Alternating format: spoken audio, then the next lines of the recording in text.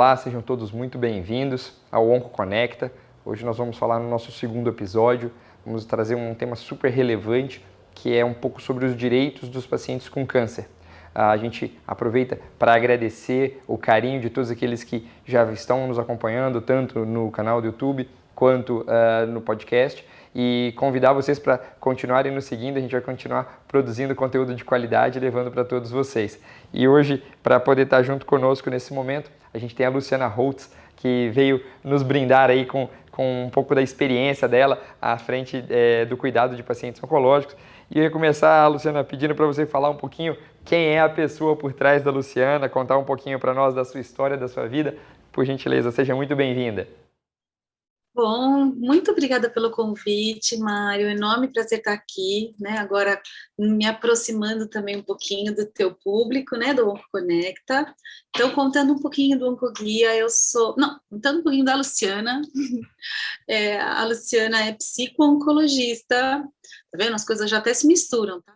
A Luciana é psico-oncologista, a Luciana é especialista em bioética. Recentemente me envolvi muito, fiz uma pós também de Health Literacy, que tem tudo a ver com tudo que eu sempre estudei, e foi por conta do meu tempo, Mário, atendendo no consultório pacientes com câncer, né? Então, uma psico-oncologista, para quem não sabe, né, é a psicóloga que estuda, né, e que se especializa só para atender mesmo todas as pessoas que de alguma forma são tocadas pelo diagnóstico de um câncer, então o paciente, o familiar, o profissional de saúde.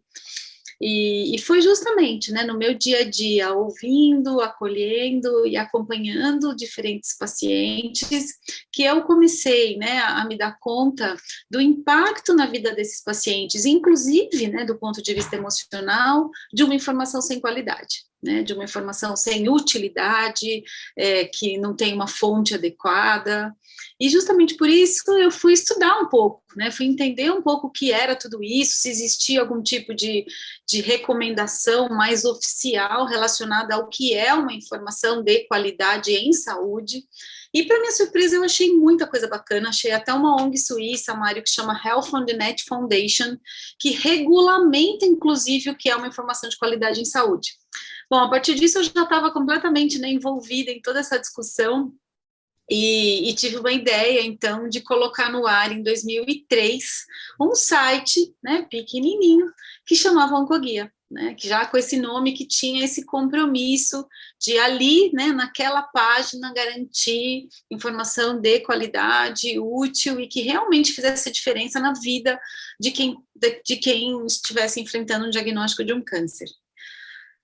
Depois disso, né, só tentando encurtar um pouco essa história, 6 anos depois, né, depois de muita coisa que aconteceu na minha vida, de eu ter me envolvido com uma ONG internacional, o site ter crescido e ter se transformado num portal, junto, né, com uma equipe, com uma amiga que tinha recebido o diagnóstico de um câncer de mama, a gente fundou, então, a ONG Instituto Oncoguia, que hoje, agora, a gente já tem 12 anos de atuação, atuando mesmo, né, como uma ONG que apoia, que informa e que defende os direitos dos pacientes, ajudando, né, para que as pessoas consigam passar por essa fase da melhor maneira possível. Então, um resuminho, Mário. Bacana, bacana, bacana, que lindo trabalho. E assim, quando você comentou conosco um pouco do teu trabalho, da psico-oncologia e do carinho e do cuidado com os pacientes oncológicos, eu queria perguntar um pouquinho antes, assim, o que te levou dentro da psicologia a fazer a psico-oncologia? Quer dizer, nós estamos falando de uma subespecialidade da psicologia, uma área que hoje talvez está muito em voga, a gente tem visto um crescimento cada dia maior e os pacientes precisam de profissionais bem capacitados, como você mesmo comentou, mas talvez se a gente olhar no retrovisor lá, quando você fez a faculdade, a residência e tudo, não tinha tanto essa área da psico-oncologia. Conta para nós o que acabou te direcionando para a parte da oncologia, por gentileza. Olha, Mário, você sabe que desde que eu entrei na psicologia, tudo que estava mais relacionado, né, às questões ali de saúde e doença, de questões hospitalares, de questões relacionadas à morte, à dor, me atraíam, sabe? Tudo que tinha, né? Você vai escolhendo um pouco a trajetória. A psicologia é uma faculdade meio curiosa, né? Assim, eu tenho colegas que fizeram uma faculdade completamente diferente da minha, né? Porque escolheram ali uma trajetória mais para a área do RH ou para a área educacional, e a minha foi essa, né? Eu realmente botei o pé ali na saúde e, né, e circulei muito entre a saúde e a doença, e a hora que eu cheguei ali na dor, Mário, foi realmente a minha porta de entrada na oncologia foi pela questão da dor. E aí eu fui estudar muito essa questão da dor, entrei pela dor oncológica e aí já era, mas fui completamente capturada e caí mesmo na oncologia, né, no impacto da dor na vida desse paciente oncológico, questões de qualidade de vida, né, e esse mundo todo aí tão desafiante, né, tão desafiador que é a oncologia, jamais fui completamente capturada, mas foi pela porta da dor, Mário. Bacana, bacana, que legal, que interessante. A gente, de maneira geral, sempre tem uma história interessante que levou algum profissional que trabalha hoje na área da oncologia a se dedicar. Eu lembro que meu pai, por exemplo, ele não é médico, mas lá em casa, tanto eu quanto meu irmão somos médicos, e ele costuma dizer o seguinte, que o que decide, o que destina um médico a determinada especialidade tem muito a ver com o carisma, com a associação que ele tem positiva com algum professor da faculdade. E eu posso dizer assim, pelo menos lá em casa foi exatamente isso. Eu lembro que meu irmão fez cardiologia porque a gente tinha um professor de cardiologia que ele gostava muito, que era uma pessoa muito ativa. Eu também fiz oncologia porque a gente também teve um professor de cirurgia oncológica, ele era cirurgião oncológico de formação, e o professor Roberto Gomes foi uma pessoa sensacional foi meu pai dentro da área da medicina e ele era cirurgião oncológico. Eu acabei indo realmente para a oncologia também em espelho, né? E me espelhando ali no exemplo dele. Eu achei muito bacana isso que você contou. Legal, Luciana, você comentou então muito sobre esse background assim, durante a sua caminhada, da parte de cuidado com o paciente oncológico. E eu queria te fazer uma pergunta que vem muito a calhar nesse sentido. Assim. O paciente que recebe o diagnóstico de câncer, os seus familiares, enfim, eles têm direitos que eles podem gozar por lei, eles têm acessos a benefícios que, como você mesmo falou, possam ajudar, possam contribuir para que essa caminhada no momento do diagnóstico, do tratamento, seja o menos difícil possível? Conta um pouquinho para nós, por gentileza. Perfeito. Isso está completamente dentro, né, da principal bandeira do Oncoguia, que é apoiar, informar e defender, né, então os direitos do paciente com câncer, Mário, mas eu gosto sempre de começar lembrando do quanto o paciente tem direito à informação. Então, dentro do seu próprio ritmo, dentro do que ele consegue receber, mas é muito importante que ele não abra mão disso, porque isso vai permitir com que ele se prepare, né, com que ele até enfrente melhor a doença e que ele compreenda tudo que vai acontecer com ele a partir desse momento do diagnóstico. Mas existe sim, Mário, uma lista, né, não é um direito nem dois, mas são muitos, relacionados, né, são os famosos benefícios legais que existem, né, dos pacientes. Nem sempre a gente está falando só de direitos relacionados ao paciente com câncer, e vale lembrar, Mário, que não basta ter câncer em algumas situações, sabe? Então, assim, a gente está falando de auxílio-doença, a gente está falando de aposentadoria por invalidez, a gente está falando de isenção de alguns impostos, né, desde imposto de renda, tem cidade que tem isenção de IPTU, tem isenção de alguns impostos para compra de carro. O que é muito importante lembrar, Mário? Nem sempre, né? Tenho câncer, vou conseguir todos os direitos? Não, tá? Todos têm critérios que você precisa se encaixar para conseguir ter, né, direito a este benefício, sabe? Então, o que eu também quero contar para todos vocês a gente explica isso de forma muito detalhada. Tem tanto no nosso portal Oncoguia, quanto se não entendeu, se ficou com alguma dúvida, se tiver confuso, se tem algum detalhinho ali que não está tão claro, a gente tem no Oncoguia, Mário, um serviço que é um teleatendimento, que funciona de segunda a sexta, todo dia, e as meninas são super especialistas para justamente esclarecer de forma muito personalizada sobre todos esses direitos. Inclusive, é a principal demanda do nosso atendimento. Então, claro, tem esse pacote relacionado, né? As pacientes querem muito saber, principalmente, viu, Mário, a questão relacionada ao auxílio-doença e aposentadoria por invalidez, né? Então, o auxílio-doença é aquele benefício financeiro que você recebe para você se afastar do trabalho por um período determinado, e a aposentadoria por invalidez é quando você toma a mesma decisão de se aposentar, né? Então, esses são aí os dois super top one, né, das pessoas quererem se informar. Agora, tem muitas outras coisas, Mari. A gente tem questões relacionadas, por exemplo, a planos de saúde, a gente tem hoje a famosa lei, daí a gente entra em leis que são importantes os pacientes conhecerem, né? Então, tem lei dos 30 dias, tem lei dos 60 dias, tem lei da reconstrução mamária, tem lei da mamografia. Então, a dos 30 e a dos 60 estão completamente relacionadas a quem é paciente do SUS, e elas estão muito relacionadas aos tempos, né, para que o paciente consiga fazer seu tratamento.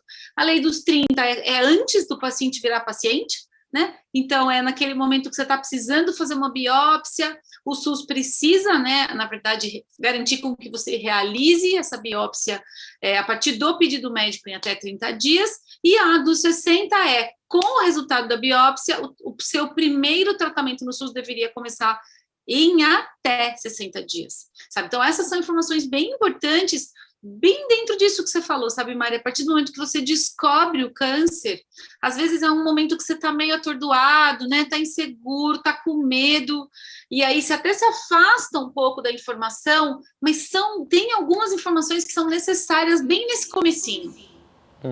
Bacana, que legal. E assim, vamos tentar nos colocar no seguinte cenário, vamos tentar imaginar que eu sou um paciente ou eu sou o familiar de um paciente com câncer e que esteja acompanhando a gente nesse momento e que está com dificuldade de acessar algum desses benefícios. Conta para nós, assim, como que esse paciente deve proceder, qual que é a sugestão que vocês orientam, qual é o passo a passo, assim, para a gente tentar ser bem prático e talvez convidar essa pessoa, literalmente dar a mão para ela, para que ela possa, então, percorrer essa jornada amparada da melhor maneira possível. Eu acho que é perfeito o que você falou. A segunda informação que é super importante os pacientes saberem é que eles não precisam passar por tudo isso sozinhos.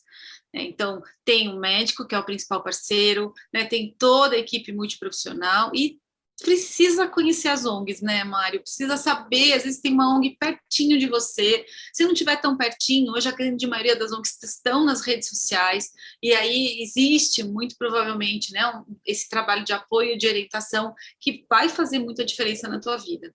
Então, eu acho que os problemas podem ser muitos, Mário. Então, vamos tentar pegar um simples, né? Então, eu já conversei com o meu médico e eu vou ter que passar por um período, né, longo aí, talvez 6, 8 meses de quimioterapia, vai ser quimio junto com a rádio, e no fim a gente chegou à conclusão que eu acho que eu não vou conseguir estar inteiro, né, para trabalhar. Vamos pegar esse exemplo aí básico de tomada de decisão relacionada a se vai dar para trabalhar ou não, e claro que tem toda uma questão de impacto financeiro. Então, muitas vezes, né, a finança, o financeiro da casa vai ser impactado. Aí eu acho que é entender direitinho na prática, primeiro essa questão, né? Eu vou só para o auxílio-doença ou será que é uma questão mais complexa que eu preciso me aposentar de vez? Essa é uma conversa que não é simples, não é uma decisão que precisa tomar que dá para tomar sem pensar, sem realmente pesar, né, todos os lados. Existem os critérios do auxílio-doença, existem os critérios da aposentadoria por invalidez. Dá para ler tudo lá dentro do portal Oncoguia, que tem a nossa seção de direitos. Não quer ler, não quer fazer sozinho, liga no nosso 0800. Tá? Então, é o 0800 773 1666, que as nossas atendentes especialistas vão falar com vocês do detalhe. Pode ajudar a refletir, pode ajudar na tomada de decisão. E muitas vezes, Mário, não basta assim, sabe, uma primeira etapa. Então, vai ter que mandar papelada, daí volta a papelada, daí demora, daí surge um probleminha. Nunca é tudo completamente liso. Isso costuma acontecer em qualquer outro direito. Então, às vezes é paciente que está na fila para conseguir começar o seu tratamento. Às vezes é um paciente que teve o seu tratamento negado pelo plano de saúde, né? Às vezes, sei lá, o médico prescreveu alguma coisa e realmente, né, não fica muito claro se tá ou se não está incluído no contrato que ele fez com o plano. Isso é outra coisa, né, Mara? A gente contrata plano de saúde e não lê o que está no contrato. E aí é na hora que surgem na hora que você acaba adoecendo e aí essas barreiras vão surgindo, que você fala, meu Deus, deixa eu ver o que é que afinal eu contratei. Então, são assim, o câncer, né, e as doenças, no momento que a gente acaba adoecendo, é que algumas situações novas a gente acaba tendo que enfrentar. Mas, mais uma vez, não precisa ser sozinho. Legal, legal, bacana. Depois a gente vai colocar tanto o telefone do 0800 quanto o site, acesso na rede social. A gente vai colocar na descrição do episódio também para poder facilitar. E assim, Luciana, durante toda essa trajetória que você vem trabalhando, que você vem se dedicando à oncologia, que tem, poxa, um trabalho belíssimo, não só seu, mas de toda a tua equipe aí do Instituto Oncoguia, eu ia pedir para você contar uma história que talvez tenha te comovido, uma situação que talvez tenha chamado muito a sua atenção e que possa servir realmente de inspiração, de motivação, de força para os pacientes que estão nos acompanhando nesse momento, ou algum familiar, ou mesmo um profissional de saúde que está desempenhando algum trabalho na área da oncologia. Conta para nós um pouquinho, gostaria de te ouvir, por gentileza. Tá bom. Você sabe, Mário, que eu gosto muito de falar que o onco, ele, né, acho que é um presente mesmo, né, hoje na minha vida e nas nossas vidas, porque acho que a gente tem o privilégio, Mário, de ajudar individualmente, né, vamos pensar uma Dona Maria que vai que vai entrar em contato pelo telefone, porque literalmente ela não tem ninguém para conversar, né, e ela está se sentindo muito sozinha, por exemplo, e ao mesmo tempo, Mário, quando a gente olha, né, para muitas histórias e para muitas demandas e para muitas situações diferentes, né, que os pacientes nos procuram, a gente consegue ter uma noção muito ampla, relacionada à situação das políticas públicas de câncer no Brasil. Então, se a gente pode, de um lado, a gente segue de um lado apoiando individualmente esses pacientes, mas a gente também trabalha influenciando políticas públicas para que esses desafios diminuam ou realmente acabem, tá? Então, acho que isso é uma coisa bem bacana de compartilhar. Mas o que eu mais gosto, né, é de verdade quando a gente consegue, né, às vezes para pessoas super simples que acabam ligando para um oncoguia sem nem saber direito para onde estão ligando, sabe, Mari? A gente tem histórias literalmente desse jeito. Eu achei o nome de vocês na internet e muitas vezes completamente perdido, né, não saber direito o próximo passo, esperando, às vezes, a gente já viveu a situação, por exemplo, de paciente que nos ligou porque estava esperando há muito tempo para fazer a radioterapia, e no momento que ele foi chamado para fazer a radioterapia, ele não tinha dinheiro para o transporte, sabe? E radioterapia precisa ir muitas vezes, né? E ele morava longe da radioterapia, então isso é muito desafiador, né? Então acho que aí a gente não pode esquecer, né, do tamanho da desigualdade e dos problemas realmente que a gente enfrenta no nosso país. Mas a gente tem muitas histórias, então, que a partir do momento que o paciente teve acesso à informação e ele entendeu, né, que ele podia se fortalecer, né, se encorajar e falar a respeito do seu problema, por exemplo, na instituição, né? Então, chegar num hospital que estava demorando, por exemplo, para começar seu tratamento, ele chegou no hospital, ele falou na ouvidoria, por exemplo, né? Falou, olha, eu estou aqui, a minha lei de 60 dias já foi descumprida, eu tive acesso a essa informação, fui orientado pela equipe do Oncoguia, e literalmente, Mário, 2 dias depois ele estava sendo chamado para começar seu tratamento, sabe? Eu acho que e o quanto isso é transformador para a pessoa, porque a gente defende muito uma bandeira, né, de educar o paciente a respeito da importância dele ser o grande defensor de si mesmo, né, dele ser o protagonista também desse momento que ele está vivendo, porque é da vida dele que a gente está falando. Agora, é óbvio, isso não é fácil, né? Isso não é todo mundo que realmente consegue e quer, e tudo bem, né? Cada um é cada um, Mas, diante dos desafios, acho que a receita principal é não abra mão da melhor informação, sabe? Com informação, assim, sabe? As barreiras vão diminuindo e não esquecer que informação é poder. Então, acho que para mim, essas são as histórias mais fortes, Mário, porque a gente consegue fazer com que o paciente realmente tenha, né, esse sofrimento diminuído e que as barreiras diminuam. Legal, legal. Deixa eu te fazer uma pergunta assim, Luciana, pegando um gancho com o que você falou, por exemplo, de um cenário de um paciente que estava tratando via SUS e teve, falou, olha, poxa, tá aqui, eu tô mostrando para vocês, tem essa questão legal a ser cumprida, poxa, eu estou preocupado com o meu tratamento. Para o paciente que dispõe de algum plano de saúde, existe alguma lei, alguma orientação no sentido assim, poxa, o paciente tem que se deslocar grandes distâncias para ir para outra cidade se tratar. Isso acaba, às vezes, poxa, é complicado deslocar-se de grandes distâncias, já é difícil habitualmente. Imagina quem às vezes está num pós-operatório, está fazendo quimioterapia, está fazendo radioterapia, tem efeitos colaterais. O que esse paciente pode ser orientado, o que ele tem, o que ele pode recorrer para, junto ao plano de saúde dele, também ter garantido esse direito dele poder ter acesso de qualidade de oncologia mais perto da casa dele, por exemplo? Não tem nada disso. Para plano de saúde não tem. A gente, assim, nada relacionado à cobertura de transporte e também nada relacionado à garantia de que ele realmente seja atendido mais próximo da sua casa, né? Porque na verdade, o que a gente vê na prática é o plano mandando o paciente, né, assim, completamente aleatório. Então, a gente até recomenda, fala, olha, se você conseguir, tenta conversar, né, às vezes as pessoas não sabem nem com quem conversar no plano, né, Mário? Então, assim, a gente orienta, né? Liga, fica no pé, porque às vezes o plano também demora. A gente fala da demora do SUS, mas o plano também demora e o paciente que tem plano de saúde também se perde, sabe? Também fica ali muitas vezes esperando a próxima etapa, não tem uma questão proativa por parte do plano de saúde de puxar esse paciente e falar, peraí, não se perca, sabe?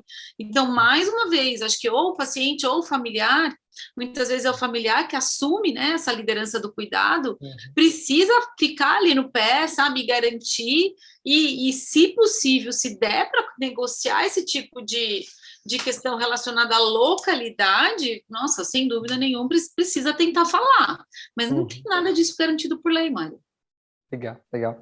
Tem uma paciente que uma vez contou pra gente assim, ela tinha que se distanciar, tinha que viajar para outra cidade mais longe para poder fazer o tratamento. E aí ela falava que era complexo porque ela tinha que viajar de noite, ser tratada no dia seguinte e depois do término do tratamento voltar para casa de novo de noite. E ela falava que às vezes era ruim, às vezes ela não conseguia voltar de noite porque tinha efeito colateral, tinha náusea, tinha vômito. E ela com família, com crianças pequenas, com esposo e tudo. E ela falava que isso era muito difícil. Quando ela conseguiu trazer o tratamento para a mesma cidade que ela mora, ela brinca que hoje ela toma café com os filhos e com o esposo, recebe o tratamento e volta para almoçar com eles, né? Então, realmente, essa questão de distância, a gente vê que impacta muito o Brasil. Claro, ele é gigantesco, né? Dimensões continentais. Talvez em São Paulo, você anda pequenas distâncias e já tem grande quantidade de serviço. Mas eu vou dar um exemplo, assim, aqui no Mato Grosso, nós estamos a 400 quilômetros de distância da capital. Então, se a gente imaginar isso duplicado, né? Porque a gente tem que ir, se tratar e voltar, ou antes, né, tinha que ir tratar-se e voltava. A gente está falando de uma distância realmente de quase 1.000 quilômetros, com família, com todas essas questões. Então, acho que isso impacta bastante. E eu acho que, assim como você também se sente inspirada, se sente motivada por fazer o trabalho que você faz tão belo à frente do Oncoguia, a gente também fica muito feliz de poder tratar, de poder cuidar dos pacientes e poder oferecer um carinho, um atendimento de qualidade perto da casa deles. Isso é sensacional, sem dúvida alguma. Você sabe que ontem a gente estava aqui dando as boas-vindas para a nossa nova leva de voluntários do Oncoguia e uma delas estava me contando, ela é também do interior de Goiânia e ela se mudou também para a capital porque era isso, assim, era 1.200 quilômetros. Ela falou, eu simplesmente me mudei para cá, minha família está lá enquanto, né, então assim, não tem, imagina, né, a gente sabe a importância da família, do contato, do abraço, do colo, né, para todo mundo que está enfrentando o tratamento. Ela falou, estou aqui, né, graças a Deus tem internet, graças a Deus tem, né, consigo falar por WhatsApp, por vídeo, porque eu vim para cá sozinha, porque não tinha condição de viajar todo dia. Legal. Luciana, caminhando um pouquinho para o nosso encerramento, eu queria te convidar, assim, para você deixar uma mensagem para os pacientes, para os familiares, até para os profissionais de saúde que lidam, né, com pacientes oncológicos, e poder também comentar um pouco de como que as pessoas que nos acompanham podem conhecer um pouco mais do teu trabalho, conhecer um pouco mais do trabalho do Oncoguia, tirar as dúvidas, como você mesmo comentou, sobre às vezes leis, regras, direitos. Conta um pouquinho para a gente, por gentileza. Tá bom, Mari, você sabe que eu gosto muito de falar que o câncer tem muitas boas notícias, sabe? Mas essas boas notícias, elas ficam no nosso mundinho, né? Fica no mundinho aqui da oncologia. E eu gosto muito, né, de aproveitar iniciativas como a sua, assim, qualquer rádio comunitária desse tamanhinho que me chama para falar, eu tô indo, viu, Mário? Porque eu acho que a gente precisa pular esse murinho da oncologia e levar para todo mundo essa informação de que o câncer não é mais, né, essa doença que as pessoas ainda pensam que é, né, a doença que mata, que gera tanto sofrimento, né, que diagnosticou, morreu. Acho que a gente precisa contar para todo mundo que se a gente descobre pequenininho, a gente cura, se as pessoas conseguem passar, que as pessoas podem passar pelo tratamento com qualidade de vida, e que mesmo, né, pessoas que convivem com uma doença numa fase mais avançada podem viver bem por muito tempo. Né? Hoje a gente sabe muito mais a respeito da doença, a gente diagnostica melhor, a gente trata melhor, a gente oferece mais qualidade de vida, né? A importância da cirurgia na vida desses pacientes, da radioterapia. Então, acho que a gente precisa desmistificar muito, né, o que é o câncer na cabeça das pessoas, e é para isso que o Oncoguia existe. Então, para a gente também poder falar dessa forma sobre o câncer para a sociedade, mas prioritariamente para acolher todo paciente com câncer, né, que recebeu o diagnóstico e que tiver completamente perdido, inseguro, que tiver precisando de informação de qualidade, de apoio, que quiser se engajar na causa, viu, Mário? A gente está de portas abertas para os pacientes, a causa precisa da voz do paciente, do envolvimento desse paciente. Então, usem e abusem do Oncoguia, estamos em todas as redes sociais, né? No Face, no Twitter, no Instagram, no YouTube, vamos fazer aí toda uma estratégia também de crescimento no YouTube esse ano. E tem o portal Oncoguia, que é o www.oncoguia.org.br, e o nosso teleatendimento, que é a nossa famosa plataforma multicanal, que eu já falei um pouquinho para vocês, que é o 0800 773 1666, de segunda a sexta, das 9 às 18. E para quê? Para que ligar? Né? Muitas vezes as pessoas ficam na dúvida, mas é para tirar dúvida, para compartilhar algum problema que está enfrentando, pode ligar também para desabafar, e a gente vai estar lá, né? Sempre disponível para garantir que ninguém enfrente essa doença sozinho. Que bacana, que legal, que legal. Queria agradecer muito, Luciana. Foi um bate-papo muito bacana. Sem dúvida alguma, você conseguiu mostrar para nós todo o trabalho e todos os direitos que o paciente tem. Conseguiu contribuir para a gente para desmistificar, né, todo esse conceito, esse medo exacerbado que a gente acaba, infelizmente, ainda vendo quando a gente fala da palavra câncer, quando a gente fala da doença câncer. Queria te agradecer muito, muito, muito. Foi muito bacana esse bate-papo e te convidar a acompanhar conosco também sempre os conteúdos, ajudando-nos a divulgar aí, sem dúvida alguma, para a gente poder disseminar cada vez mais informação de qualidade para os pacientes. Muito obrigado. Obrigada a você pelo convite. Tchau, tchau. Tá joia. Tchau, tchau.